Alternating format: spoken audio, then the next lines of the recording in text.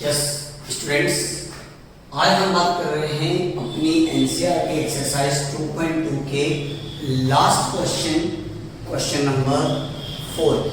देखिएगा, question number 3 तक मैं आपको एक्सप्लेन कर चुका हूँ।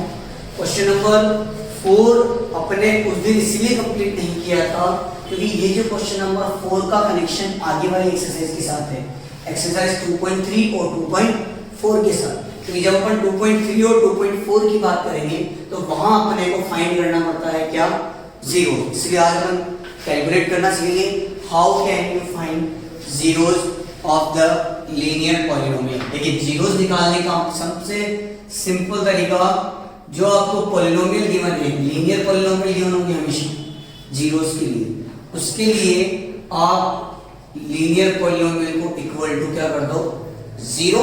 और ट्रांसपोज मेथड से आप इसकी वैल्यू कैलकुलेट कर लो x की। और आपको पता है ट्रांसपोज मेथड के अंदर प्लस चेंज होता है माइनस में, माइनस चेंज होता है प्लस में, मल्टीप्लाई डिवाइड में, और डिवाइड चेंज होता है मल्टीप्लाई। यहाँ सिंपल सी बात है कि मुझे x की वैल्यू निकालनी है, तो +5 उधर ट्रांसपोज होते जाएगा, जो किस में चेंज हो जाएगा, -5 में, और यही आपका क्या बन गया, आंसर। उसी फॉर्मेट में देखिए, अब मुझे यहाँ जीरोस कैलकुलेट करना है, तो जो पॉलिनोमियल गिवन है उसको मैं इक्वल टू में क्या कर दूंगा, 0, माइनस का 5 उधर जाएगा, किसमें चेंज हो जाएगा, +5 में, और यही आपका क्या हो गया, आंसर। फिर आगे समझिए, वही अपना मेथड कि अगर मुझे जीरोस कैलकुलेट करना है तो सबसे पहले 2x + 5 = 0। अब ट्रांसपोज, तो यहाँ कंफ्यूजन कि सर पहले कौन ट्रांसपोज होगा, 5 या 2। तो याद रखिएगा बच्चों, वेरिएबल जो x है उसके साथ वाला नंबर एट द एंड सबसे लास्ट में ट्रांसपोज होता है। पहले कौन ट्रांसपोज होगा, प्लस का 5 उधर जाएगा तो माइनस का 5, x = -5/2। सिमिलरली 3x - 2 = 0, माइनस का 2 उस साइड ट्रांसफर होगा तो किस में चेंज हो जाएगा, प्लस में, और x का आंसर आ जाएगा 2/3। सिमिलरली यहाँ पर 3x = 0। अब ये दोनों पास है, मतलब मल्टीप्लाई, वही अपना मेथड, ये दोनों पास है तो मल्टीप्लाई, और मल्टीप्लाई ट्रांसपोज होकर किस में जाता है, डिवाइड में। ऐसे ये 3 भी ट्रांसपोज होकर कहाँ जाएगा, डिवाइड में।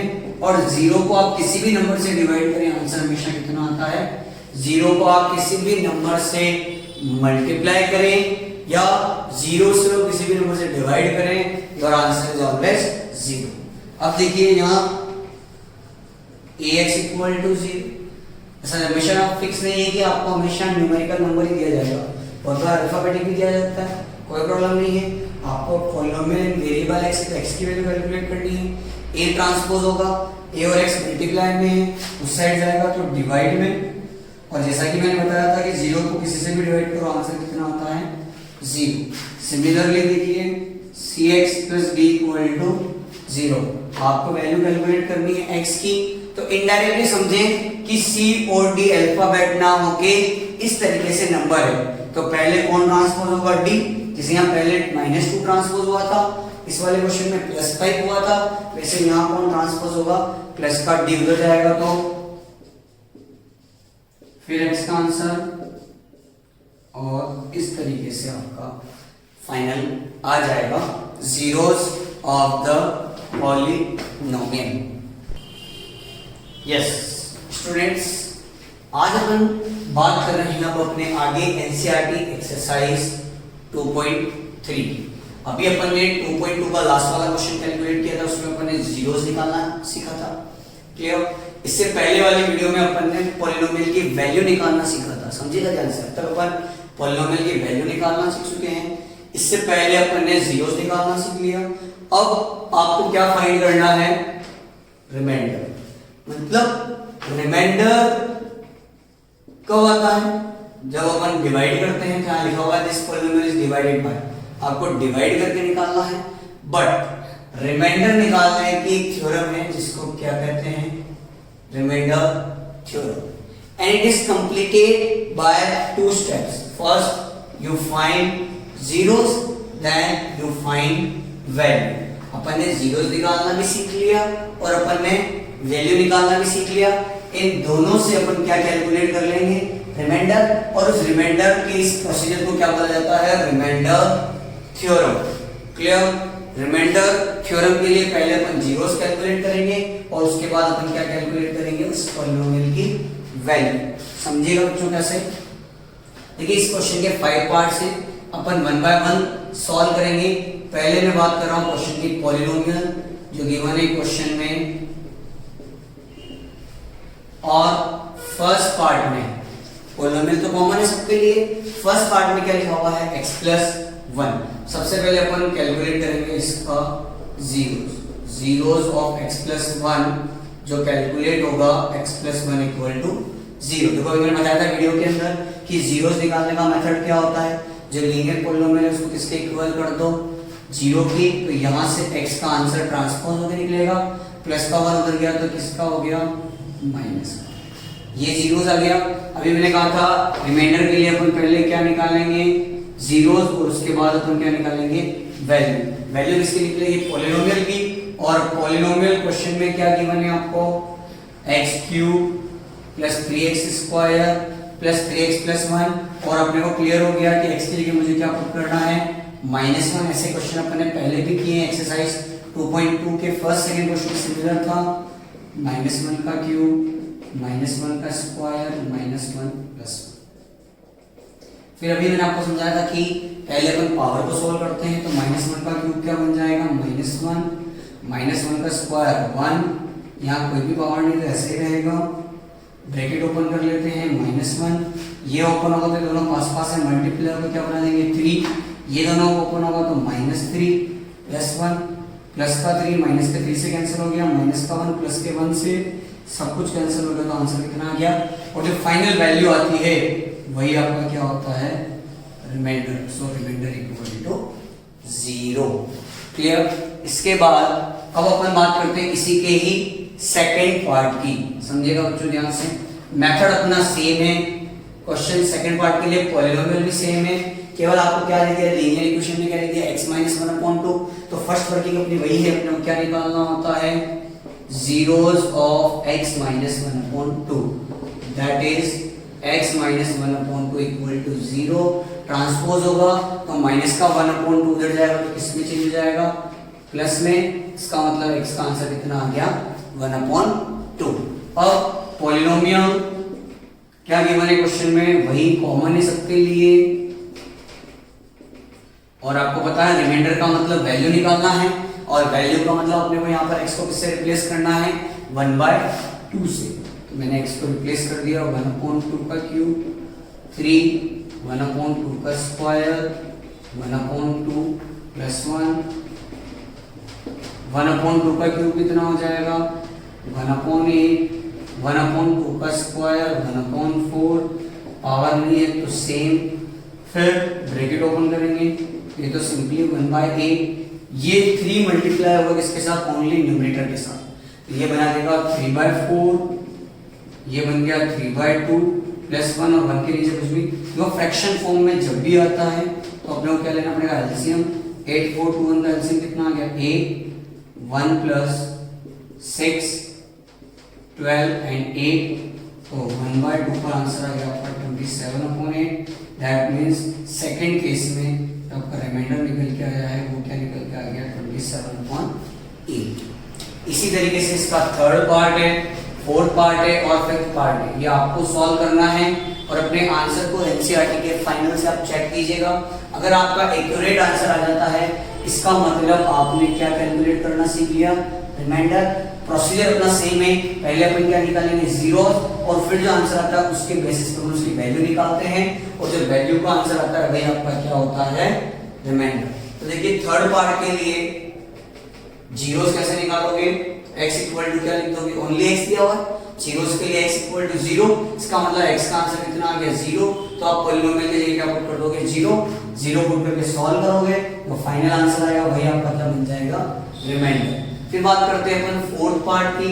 देखिए x plus pi equal to, zeros के लिए पहले आप यही करोगे, x plus pi equal to 0, तो प्लस का पाई उधर जाएगा तो किसमें आएगा, इसका मतलब आपको x के लिए क्या पुट करना है, माइनस पाई।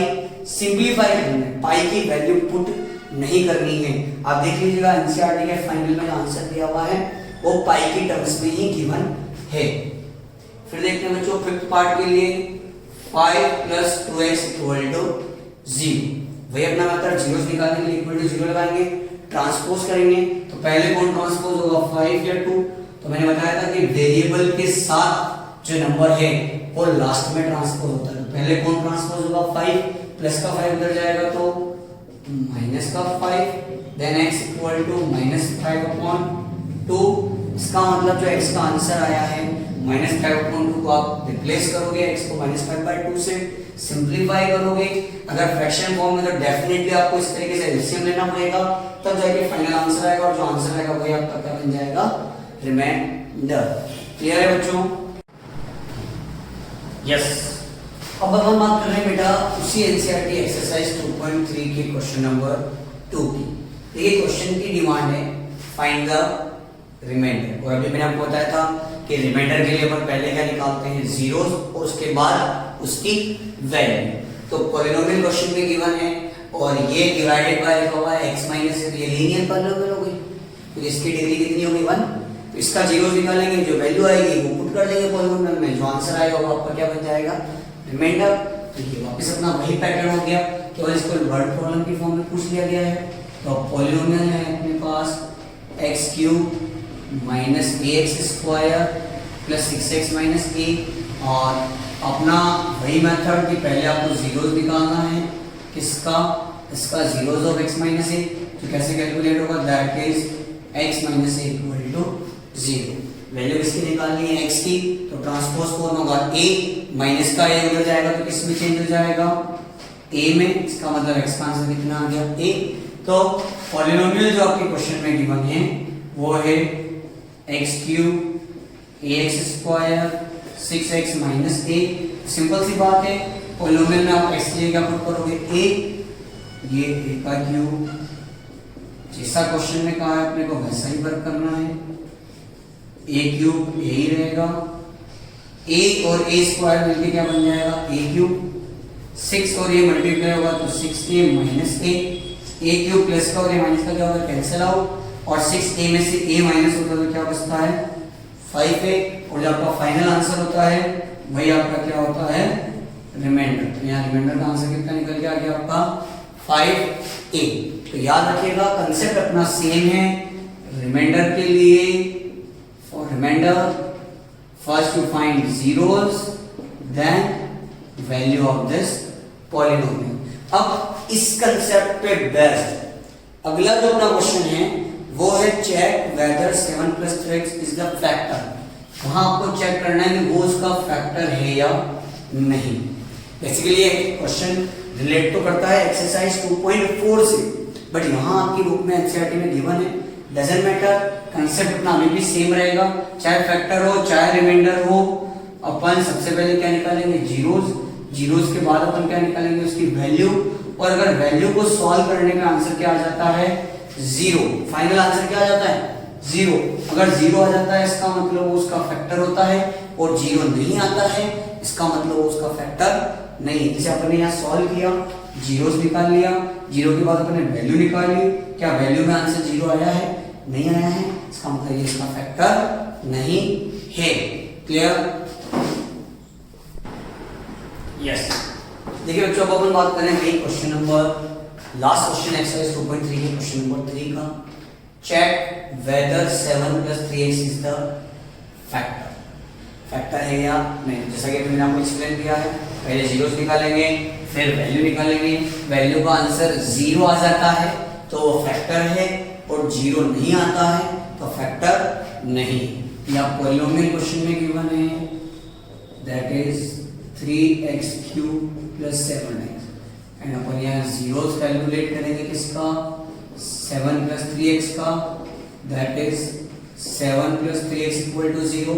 कौन ट्रांसपोज होगा पहले 7, क्योंकि वेरिएबल के साथ वाला तो सबसे लास्ट में जाता है, तो पहले प्लस का 7 उधर जाएगा तो माइनस का 7, x का आंसर कितना आ गया -7/3। नाउ वही अपना मेथड कि पॉलिनोमियल की वैल्यू कैलकुलेट करनी है, और x को किससे रिप्लेस करना है, उसी के लिए अपन जीरोस निकालते हैं, जो अपन निकाल चुके हैं। कितना है, -7/3 का क्यूब, माइनस का क्यूब माइनस 7 को आप 3 बार मल्टीप्लाई करते हैं तो 343/3 और ये बन जाएगा -49/3। सिंप्लीफाई करेंगे तो सॉरी 3 का यहाँ पर क्यूब कितना होता है 27। अब देखिए ये कैंसिल हो जाएगा 9 टाइम्स 343 अपॉन 9 और -49/3। 9 और 3 का एलसीएम आप कितना लेंगे 9, 343, 9 की टेबल 3 की टेबल में 9 3 टाइम्स 3 मल्टीप्लाई होगा 49 से तो ये आ जाएगा 147 और इन दोनों को जब आप ऐड करते हो तो आंसर आ रहा है -490/9।